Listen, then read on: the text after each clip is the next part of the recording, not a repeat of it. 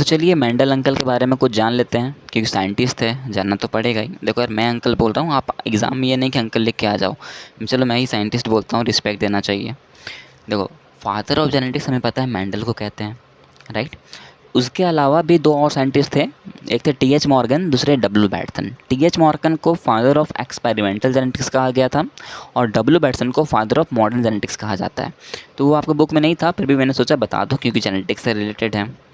दूसरी बात कि रीडस के मेंडल जो वर्क जो उन्होंने किया था, उसकी रीडिस्कवरी भी की थी। किसने की थी? तो डी वेरिस और कॉर्न स्ट्रेसर मार्क ने की थी। तो हम बात करते हैं अभी मेंडल के बारे में सिर्फ और सिर्फ। तो मेंडल जो थे वो उन्हें सक्सेस मिली क्यों? मेंडल साइंटिस्ट जो थे उन्हें नाम आखिर जेनेटिक्स में रखा क्यों गया? आखिर उन्हें सक्सेस मिली होगी, तो सक्सेस मिली क्यों? इसके पीछे कारण क्या है वो बताता हूँ। तो यार इसे उनके पीछे कारण यह था कि वो एक टाइम पे ना 1 से 2 कैरेक्टर की स्टडी किया करते थे। वो एक बार में सिर्फ 1 से 2 ही कैरेक्टर की स्टडी किया करते थे। दूसरी बात, उसमें सब्स्टिशियल रिकॉर्ड था, इसका मतलब वो पहले से क्या थे, मैथमेटिशियन थे, तो उन्हें ज़्यादा मेहनत भी नहीं करना पड़ा। तीसरी बात, उन्होंने पी प्लांट को सेलेक्ट किया। पी प्लांट को सेलेक्ट इसलिए किया क्योंकि उन्हें पता था कि पी प्लांट जो होता है ये सेल्फ पॉलिनेशन भी कर सकता है। दूसरी बात, मल्टीपल ट्रेड्स भी इनमें दिखता है। और तीसरी बात, इसकी शॉर्ट लाइफ साइकिल है, मतलब इसको हम बहुत जल्दी उगा सकते थे। इसीलिए उन्होंने क्या किया, पी प्लांट को ही अपने एक्सपेरिमेंट के लिए सही माना। अब देखो, मैंने यहाँ लाइन पढ़ी मल्टीपल ट्रेड्स। मल्टीपल ट्रेड्स हमें इसलिए कहा क्योंकि उन्होंने पता था कि इसके अंदर टोटल 14 ट्रेड्स होते हैं, 7 डोमिनेंट ट्रेड और 7 रेसेसिव ट्रेड्स। तो उन्होंने क्या किया, उन्होंने 7 कैरेक्टर लिए। कौन कौन से कैरेक्टर लिए थे अपने एक्सपेरिमेंट के लिए? पहला लिया फ्लावर कलर, दूसरा लिया फ्लावर पोजीशन, तीसरा लिया सीड कलर, चौथा लिया सीड का शेप, पांचवा लिया पोड का शेप, छठा लिया पोड कलर और सातवां लिया स्टीम की लेंथ। आपको मेन फोकस बताऊं तो ये स्टीम की लेंथ पे करना है, जो कि होती है टॉल और ड्वार्फ। टॉल कब होगी? तो जब डोमिनेंट ट्रेट होगा। ड्वार्फ कब होगा? जब रेसेसिव ट्रेट होगा। तो मेन फोकस आपको इसी पे करना है, ओके, और किसी पे नहीं। आपको मेन फोकस इसी पे करना है क्योंकि क्वेश्चन ज़्यादा इसी से आते हैं। पर मेरे को बताना सारा है तो मैं बताता हूँ एक एक करके। देखो, फ्लावर कलर जो होती है, फ्लावर कलर में क्या आएगा? डोमिनेंट ट्रेट है तो पर्पल और रेसेसिव ट्रेट है तो वाइट। और फ्लावर की पोजीशन की बात करें तो फ्लावर की पोजीशन एक्सियल होती है डोमिनेंट के केस पे, टर्मिनल होती है रेसेसिव के केस पे। सीड की कलर येलो और ग्रीन। उसी तरह सीड की शेप राउंड और ब्रिंकल्ड होती है। पोड की शेप इन्फ्लेटेड और कंस्ट्रक्टेड होती है। पोड की कलर ग्रीन और येलो होती है। तो ये चार्ट आपको याद होना चाहिए, पर अगर आप याद नहीं करते हो तो कम से कम 2 मैं चीज़ बताता हूँ, याद कर लेना। पहला है स्टीम की लेंथ, डोमिनेंट होगी तो टॉल, रेसेसिव होगी तो ड्वार्फ, ये याद रख लेना। दूसरी बात, सीड की कलर और सीड का शेप। तो कलर याद करोगे तो शेप ऑटोमेटिकली याद होना चाहिए। देखो, सीड कलर जो होता है येलो है और ग्रीन है।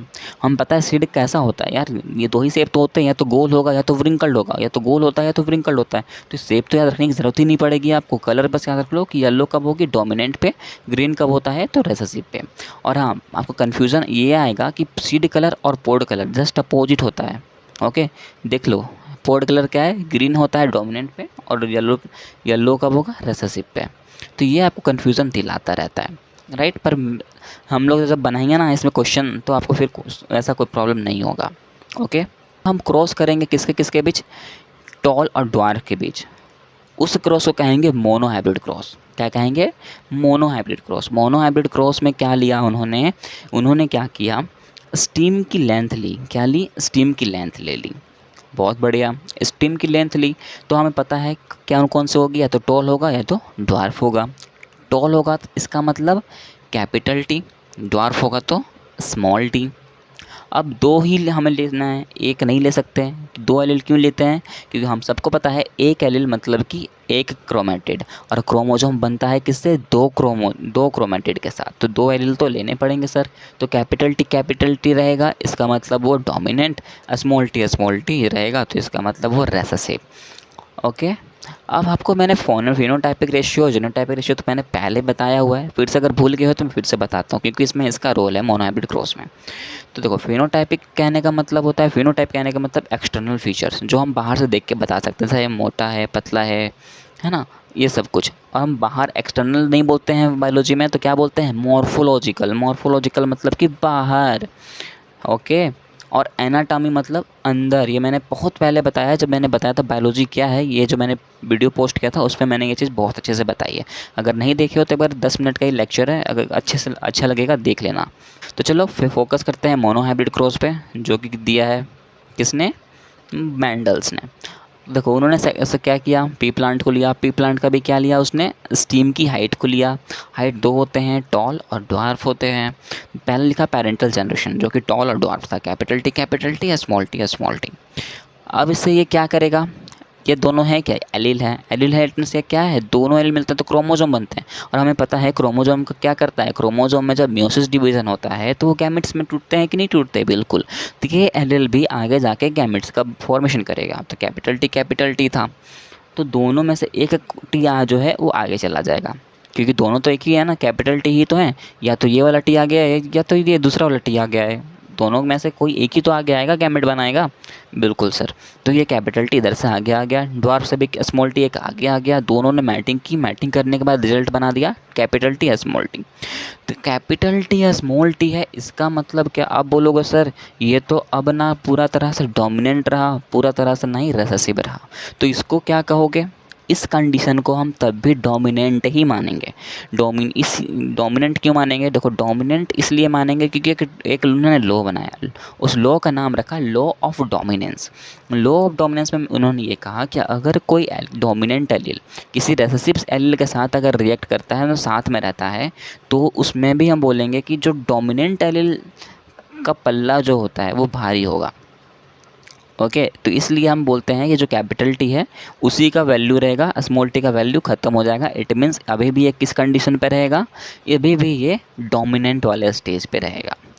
बोला ठीक है सर, इस स्टेज को क्या कह देंगे, इस जनरेशन को क्या क्या कह देंगे, F1 जनरेशन कह देंगे। अब F1 जनरेशन के बाद क्या आता है, सेल्फिंग कराना पड़ता है हमें।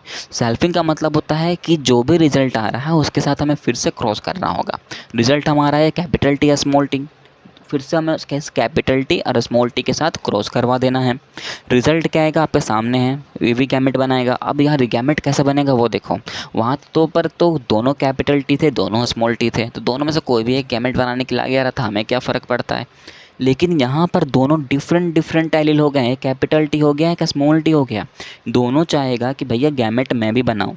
भले रेसेसिव जो था वो अपना पल्ला भारी नहीं कर पाया, पर ये तो बोलेगा ना कि भाई मेरे को भी गैमेट बनाना है, ऐसा क्या ज़रूरी है कि तुम ही गैमेट बनाओगे, बोलेगा, ऑफ कोर्स बोलेगा यार, उसका हक बनता है। तो कैपिटल टी भी एक अलग गैमेट बना सकता है, स्मॉल टी भी अपना अलग गैमेट बना सकता है। सेम जिस तरह हमने थोड़ी देर पहले देखा कि एक एक्स क्रोमोजोम था, एक वाई क्रोमोजोम था, एक एक्स था, एक एक्स था, दोनों साथ हमने देखा दोनों अलग अलग टूटा था, दोनों के साथ मैटिंग हुई, अलग अलग चीज़ बनी थी, याद ही होगा आपको। बिल्कुल बिल्कुल वही चीज़ है। तो यहाँ पर भी देखो, यह कैपिटल टी स्मॉल टी था, दोनों अलग अलग टूटेगा। तो यहाँ पर एक कैपिटल टी दूसरे वाले स्मॉल टी के साथ मैटिंग करेगा तो रिजल्ट आ जाएगा क्या, capital T small T. Capital T के साथ करेगा तो कैपिटल टी। स्मॉल टी के साथ कर रहा है तो स्मॉल टी। स्मॉल टी वाला फिर कैपिटल टी के साथ कर रहा है तो कैपिटल टी स्मॉल टी। तो ये चारों जो है आपको यहाँ पर दिख जाएंगे गैमेट, यही चारों, राइट, ये चारों आपको दिख गए होंगे चारों तो इस जनरेशन को कहेंगे F2 जनरेशन। अब बोलोगे सर यहाँ तो हमें F1 जनरेशन में सिर्फ एक ही चीज़ मिल रहा था, F2 जनरेशन में हमें 4 चीज़ मिल रहे हैं, है कि नहीं, 4 पॉसिबिलिटी मिल रही है ना, बिल्कुल बिल्कुल। अब देखो यहाँ पर हमें कंबाइन करेंगे फिनोटाइपिक रेशियो और जीनोटाइपिक रेशियो को। तो फिनोटाइपिक रेशियो क्या कहता है, फिनोटाइपिक मतलब क्या देखना है आपको, एक्सटर्नल फीचर देखो और रेशियो बनाओ। देखो यहाँ कैपिटल टी है मतलब टॉल है, कैपिटल टी स्मॉल टी है ये भी टॉल है, क्यों, लॉ ऑफ डोमिनेंस, जी हाँ लॉ ऑफ डोमिनेंस। फिर देखो कैपिटल टी स्मॉल टी है ये भी टॉल कहलाएगा, law of dominance. Small T है ये हो जाएगा ड्वार्फ। यहाँ तक कोई डाउट है क्या, कोई भी डाउट नहीं है सर, यहाँ तो क्रिस्टल क्लियर हो रहा है टॉपिक, अब क्या डाउट रहेगा इसमें, बिल्कुल रहना भी नहीं चाहिए। देखो टॉल है तो मैंने क्या कहा था, फिनोटाइपिक रेशियो, फिनोटाइपिक कैरेक्टर है कि नहीं है टॉल, क्योंकि बाहर से ही देख के बता सकते हैं कि हाँ ये भाई स्टीम की हाइट बड़ी हो रही है, तो फिनोटाइपिक कैरेक्टर हुआ कि नहीं हुआ, बिल्कुल हुआ। तो यहाँ पर रेशियो क्या बनेगा, 3:1, क्या बनेगा, 3:1 बन जाएगा। तो देखो कैसा लगा ये ट्रिक, मेरे को कमेंट में ज़रूर बताना। फिनोटाइपिक रेशियो क्या हो गई, 3:1 हो गई। अब बताते हैं जीनोटाइपिक रेशियो। जीनोटाइपिक रेशियो में क्या, देखो जीन का पैटर्न देखो, देखो यहाँ पर एलील कितने हैं, कैपिटल टी कितने हैं, एक है। स्मॉल टी कितने हैं, ये भी एक है। कैपिटल टी स्मॉल टी कितने हैं, दो हैं। तो यहाँ तीन पॉसिबिलिटी बनेगी, एक कैपिटल टी वाले की, एक स्मॉल टी वाले की, एक कैपिटल टी स्मॉल टी वाले की। तो रिजल्ट आएगा हमारा 1:2:1, that is also known as genotypic ratio.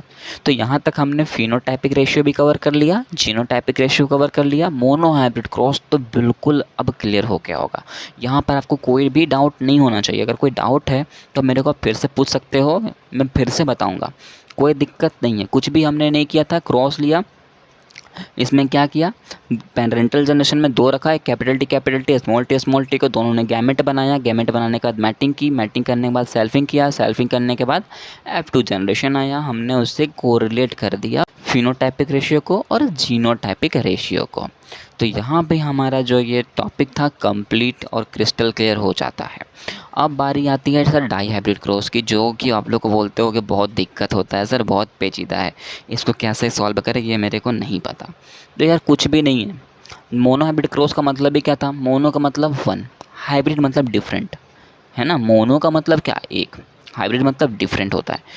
तो एक ही डिफरेंट कैरेक्टर के साथ हमें क्रॉस करना था, तो वो था मोनो हाइब्रिड क्रॉस। यहाँ पर दो कैरेक्टर लेंगे, दो कैरेक्टर जैसे कि क्या, कौन कौन से लिया है हमने, देखो डाई हाइब्रिड में मैंने दो कैरेक्टर लिया है,